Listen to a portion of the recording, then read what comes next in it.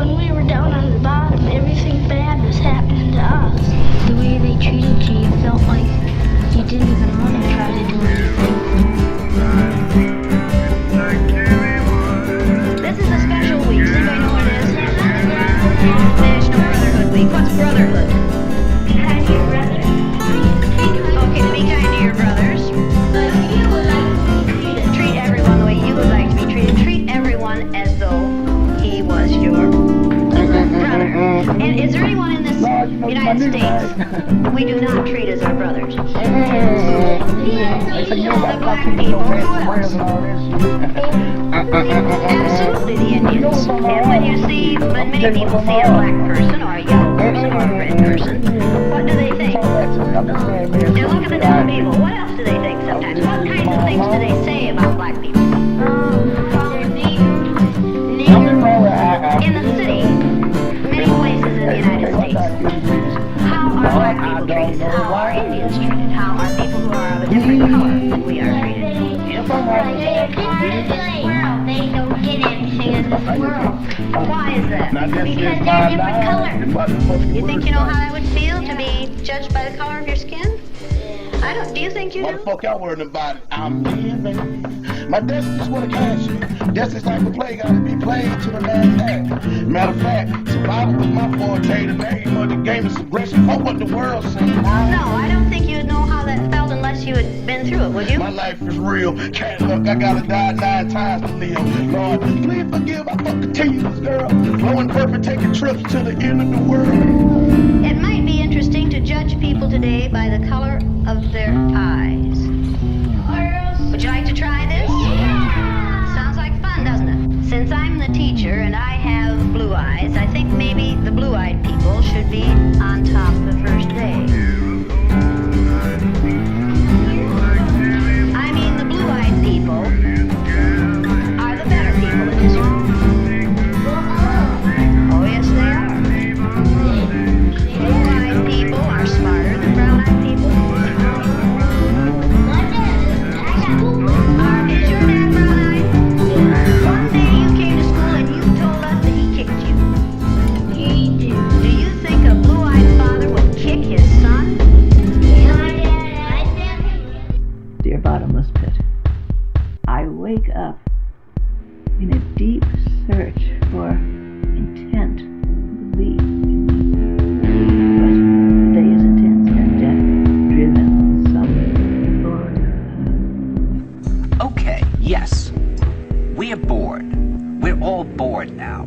But has it ever occurred to you that the process that creates this boredom that we see in the world now may very well be a self-perpetuating, unconscious form of brainwashing created by a world totalitarian government based on money, and that all of this is much more dangerous than one thinks, and it's not just a question of individual survival, Wally, but that somebody who's bored is asleep, and somebody who's asleep will not say no? I don't see the yardstick, do you? It's probably over there. Hey, Mr. Lake, you better keep that on your desk so if the brown-eyed people get out of hand. You think if the brown-eyed people get out of hand, that would be the thing to use? Who goes first to lunch? The blue-eyed people. No brown-eyed people go back for seconds. Blue-eyed people may go back for seconds. Brown-eyed people do not. Brown-eyed. Don't you know? They're not smart.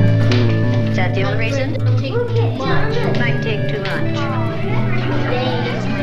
Okay, quiet. Just a few days ago, I met this man whom I greatly admire. He's a Swedish physicist, and he told me that he no longer watches television, he doesn't read newspapers, and he doesn't read magazines.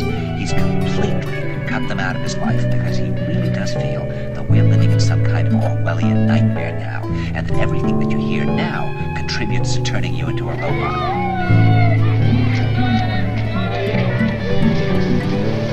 And it seemed like when we were down on the bottom, everything bad was happening to us. The way they treated you, you felt like you didn't even want to try to do anything. I met this extraordinary English tree expert who had devoted his life to saving trees. Just got back from Washington, lobbying to save the redwoods. He's 84 years old. He always travels with a backpack because he never knows where he's going to be tomorrow. And he said to me, "Where are you from?" And I said, "New York." He said, "New York. Yes, that's a very interesting place. Do you know a lot of New Yorkers who keep talking about the fact that they want to leave but never do?" And I said, "Oh, yes." And he said, "Why do you think they don't leave?" They're no different now news. He said, "Oh, I don't think it's that way at all." He said, "I think that New York is the new model for the new concentration camp, where the camp has been built by the inmates themselves, and the inmates are the guards, and they have this pride in this thing they built. They've built their own prison, and so they exist in a state of schizophrenia, where they are both guards and prisoners, and as a result, they no longer have, having been lobotomized, the capacity to leave the prison they've made, or to even see it as a prison." Then he went into his pocket and he took out a seed from a tree and he said, "This is a pine tree." He put it in my hand and he said, "Escape before it's too late." What happened at recess? Were two of you boys fighting? Russell and John. What happened, John? Russell called me names and I hit him in the gut. What did he call you?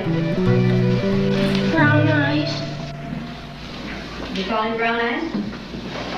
They always call us that. Craig and all of the boys, they keep calling us brown eyes. They say, "Come here, brown eyes." And they were calling us blue eyes. I wasn't. Sandy and Donna were. Yeah. What's wrong with being called Brown Eyes? This is the beginning of the rest of the future now, that from now on there'll simply be all these robots walking around. It means that we're stupider. No, not that. Oh.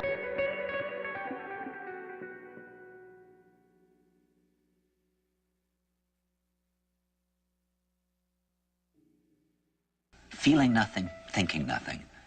And there'll be nobody left almost to remind them that there once was a species called a human being, with feelings and thoughts, and that history and memory are right now being erased, and soon nobody will really remember that life existed on the planet.